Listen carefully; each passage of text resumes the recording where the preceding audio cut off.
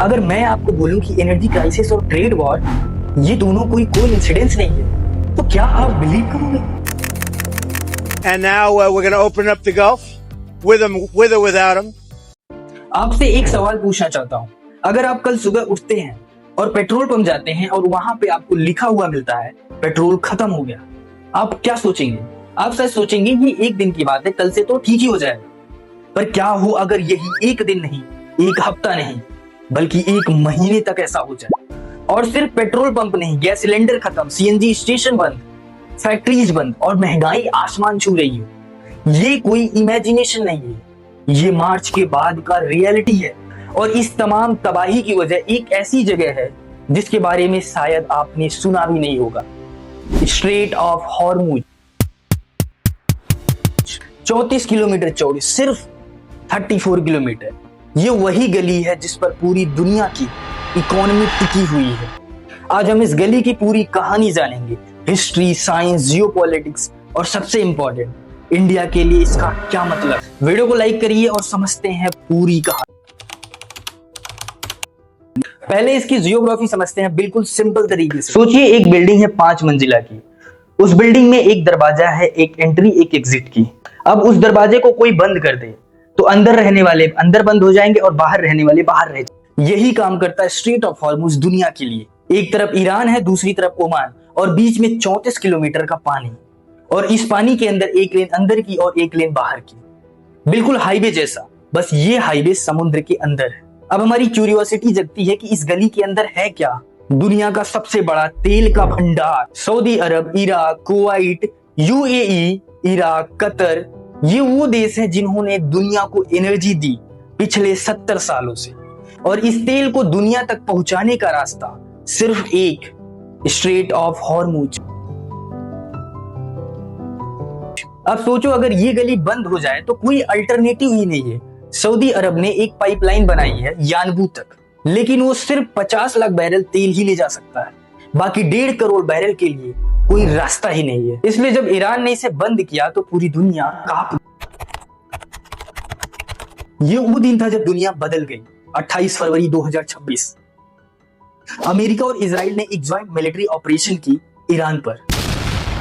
यह कोई छोटी कार्रवाई नहीं थी। ईरान के सुप्रीम लीडर अली खामेनी इस ऑपरेशन में मारे गए। अब ईरान के पास 2 ऑप्शन था। पहला, चुपचाप बैठा रहे, कुछ भी ना करे, और दूसरा, कुछ ऐसा करे जिसे पूरी दुनिया याद रखे। उसने दूसरा ऑप्शन चूज किया।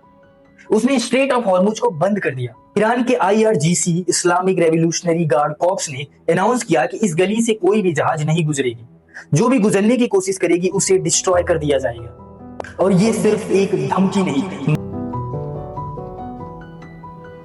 मैक्स, CMA, CGM, हैपेक्लॉइड, ये दुनिया की सबसे बड़ी शिपिंग कंपनी, सबने एक एक करके हॉर्मुज से अपनी जहाजें वापस बुला ली। इंश्योरेंस कंपनीज ने गल्फ रीजन को वॉर जोन डिक्लेयर कर दिया। एक जहाज के इंश्योरेंस का खर्चा एक रात में ही 10 गुना हो गया। और नतीजा नंबर। दलास फेडरल रिजर्व के इकोनॉमिस्ट ने एक मॉडल बनाया। उनका कहना था कि अगर हॉर्मुज एक क्वार्टर बंद रहा तो ग्लोबल GDP 2.9% नीचे गिर सकता है। मतलब दुनिया की इकोनॉमी सिर्फ एक महीने की बंदी से इतनी टूट सकती है। सोचो एक ही पत्थर एक तालाब में गिरता है और उस पत्थर से क्रिएट हुई लहर हर तरफ जाती है। जो दूर होता है उसे उस लहर का असर बहुत कम होता है और जो पास होता है उसे वो लहर तोड़ देती है। हॉर्मुज क्राइसिस एग्जैक्टली ऐसा ही है। एक ही इवेंट अलग अलग कंट्रीज पे बिल्कुल अलग अलग असर किया। अब हमारा सवाल ये उठता है कि दुनिया में हॉर्मुज का तेल जाता कहाँ है? ये एक शॉकिंग फैक्ट है। जब भी हॉर्मुज का नाम आता है अमेरिका के टेंशन की बात होती है और अमेरिका को सिर्फ 2% तेल ही हॉर्मुज से मिलता है। तो अमेरिका इसमें इन्वॉल्व क्यों है और कौन है जो सच में डर रहा है? यहां से कहानी बिल्कुल अलग मोड़ ली। अमेरिका का 180 डिग्री फ्लिप। 20 साल पहले अमेरिका भी बहुत ज्यादा डिपेंडेंट था फॉरेन ऑयल पर। 60% पेट्रोलियम बाहर से इंपोर्ट करता था। उस टाइम जब हॉर्मुज में टेंशन होती थी अमेरिका की इकोनॉमी हिल जाती थी, प्राइसेस बढ़ने लगते थे, इन्फ्लेशन आता था, रिसेशन का डर होता था। लेकिन कुछ हुआ, कुछ ऐसा जो पूरी दुनिया की एनर्जी पॉलिटिक्स बदल गई। Cell revenue. अमेरिका ने नई ड्रिलिंग टेक्निक खोजा, हाइड्रोलिक फ्रैक्चरिंग, फ्रैंकलिंग बोल देते हैं। जमीन के इतने अंदर तेल था कि जहां से निकालना इम्पॉसिबल था और ये टेक्निक्स वहां तक ले गई और तेल को निकाला गया और रिजल्ट में तो अब इक्वेशन उल्टी हो गई। जब हॉर्मुज बंद होता है, एशिया को तेल नहीं मिलता, एशिया डेस्परेट होता है, कोई दूसरा ऑप्शन ढूंढता है और अमेरिका कहता आ जाओ हमारे पास और ये लो प्रीमियम प्राइस में। जो क्राइसिस अमेरिका को कभी तबाह करने की थी, वही क्राइसिस अब अमेरिका के लिए बिजनेस बन गई। ये सुनने में बुरा लगता है, लेकिन यही जियोपॉलिटिक्स है, यही पावर का गेम। अब हम इंडिया की बात करते हैं। मैं आपसे सीधा सवाल पूछता हूं, क्या आपको डर है कि पेट्रोल महंगे होंगे, एलपीजी सिलेंडर मिलेगा या नहीं? मैं आपको किसी होप में नहीं डाल रहा हूं, मैं आपको सीधा जवाब दूंगा और पूरे पिक्चर के साथ। तो अब सवाल उठता है, इंडिया ने कुछ अच्छा किया? हाँ, इंडिया ने डाइवर्सिफाई किया। बहुत सालों से गवर्नमेंट ने तेल का बास्केट स्प्रेड किया, सिर्फ एक सोर्स पर डिपेंडेंट नहीं रहा। और पेट्रोलियम मिनिस्ट्री का ऑफिशियल स्टेटमेंट है कि अभी सप्लाई कंफर्टेबल है, रिफाइनरीज पूरी कैपेसिटी पे चल रही हैं, कुछ तो 100% से भी ज्यादा। लेकिन एक एरिया है जहां इंडिया बहुत ज्यादा वल्नरेबल है, एलपीजी यानी घर की कुकिंग गैस। और इंडिया ने एक और चीज की जो बहुत स्मार्ट थी। पीएम मोदी ने ईरान के प्रेसिडेंट पेजेस्कियन से बात की, विदेश मंत्री जयशंकर ने फॉरेन मिनिस्टर से बातचीत के जरिए रास्ता निकाला गया और ईरान ने इंडिया को स्पेशल परमिशन दी। 14 मार्च 2026 को 2 एलपीजी से शिवालिक और नालंदा देवी हॉर्मुज क्रॉस करके इंडिया लौटी, 92,700 मैट्रिक टन एलपीजी लेकर। ये डिप्लोमेसी। लेकिन एक चीज जो आपको जरूर जाननी चाहिए, रुपी। ये क्राइसिस और लंबा चला तो रुपी कमजोर होगा और इन्फ्लेशन और भी ज्यादा होगा। यही सच है और ये आपको जानना बहुत जरूरी। अब बात करते हैं उस देश का जिसे इस क्राइसिस का सबसे ज्यादा फिक्र है। दुनिया में सबसे ज्यादा ऑयल कौन खरीदता है? चाइना। ये दुनिया में सबसे ज्यादा ऑयल इंपोर्ट करता है। चाइना ने सालों से प्रिपरेशन की थी इस रिस्क के लिए। रसिया, ब्राजील, वेनेजुएला से सप्लाई डाइवर्सिफाई की, स्ट्रेटेजिक रिजर्व बनाया। सोचा था अगर क्राइसिस आया तो हम कुछ महीने सरवाइव कर लेंगे। लेकिन प्रॉब्लम ये है, चाइना के रिजर्व डीले करते हैं, प्रॉब्लम को सॉल्व नहीं करते। लेकिन एक और इंटरेस्टिंग चीज हुई, ईरान ने एक अनाउंसमेंट की जो पूरी दुनिया में चर्चा बन गई। ईरान ने कहा चाइनीज शिप को स्पेशल परमिशन है हॉर्मुज क्रॉस करने, क्योंकि चाइना ईरान का सबसे बड़ा कंज्यूमर है और इस क्राइसिस में ईरान ने चाइना को प्रोटेक्ट किया। 5 मार्च को Chinese bulk carrier Iron Maiden ने हॉर्मुज क्रॉस किया। उसने ब्रॉडकास्ट किया चाइना ओनर, ईरानियन फोर्सेस ने उसे जाने दिया। और एक टर्किश एलपीजी टैंकर ने ब्रॉडकास्ट किया मुस्लिम ऑन टर्किश से, वो भी गुजर गया। ईरान एक ऐसा मैसेज दे रहा है दुनिया को, हमारे दोस्त सेफ हैं, हमारे दुश्मन नहीं। ये मॉडर्न जियोपॉलिटिक्स है, एनर्जी एक वेपन बन गई। अब हम दूसरा लेयर खोलते हैं जिसे सब मिस कर देते हैं। अभी तक हमने सिर्फ ऑयल की बात की, लेकिन एक और चीज है जिसे लोग इग्नोर करते हैं, natural gas, LNG, liquefied natural gas. Qatar दुनिया का सबसे बड़ा एलएनजी एक्सपोर्टर में से एक है, यूएई भी। दोनों अपना 90% एलएनजी सिर्फ हॉर्मुज से एक्सपोर्ट करते हैं।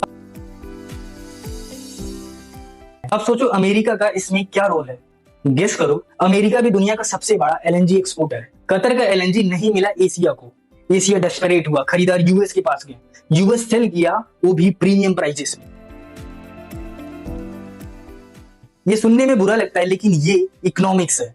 स्कैरसिटी हमेशा किसी के लिए अपॉर्चुनिटी बनती है। अब सवाल ये है, आप स्कैरसिटी के किस साइड पर?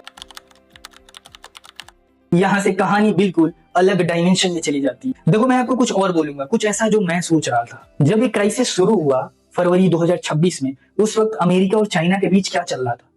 Trade war, tariff, technology restriction, supply chain का डीकपलिंग।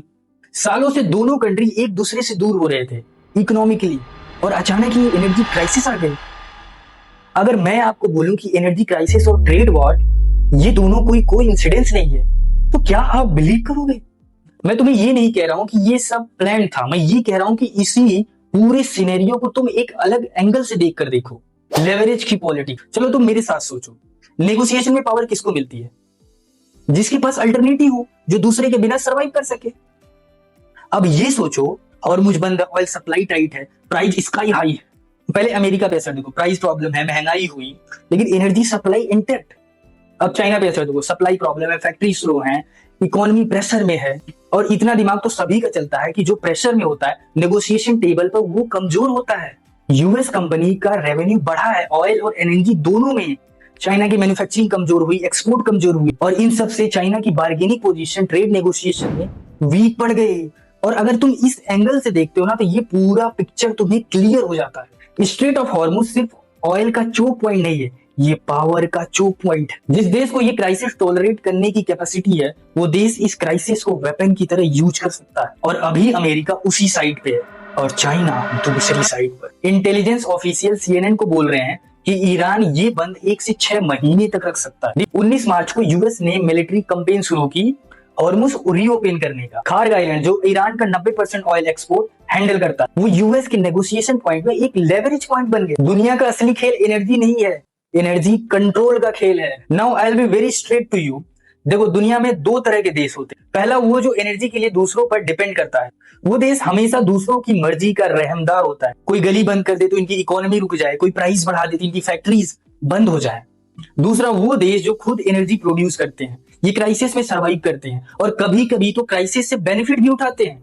और अभी इंडिया पहले कैटेगरी में लाई करता है, लेकिन ज्यादा देर तक इस कैटेगरी में रह नहीं सकता। 1970 में जब पहली बार ऑयल क्राइसिस आया था, जर्मनी, जापान, फ्रांस सबने डिसाइड किया था हम दूसरों की एनर्जी पे डिपेंड नहीं करेंगे। उन्होंने न्यूक्लियर प्लांट बनाए, सोलर इन्वेस्ट किए, अल्टरनेटिव डेवलप किए। 2026 का ये हॉर्मुज यही सब रिमाइंड करवा रहा है। और एक बात और, आज हमने देखा 34 किलोमीटर की गली दुनिया को रोक सकती है।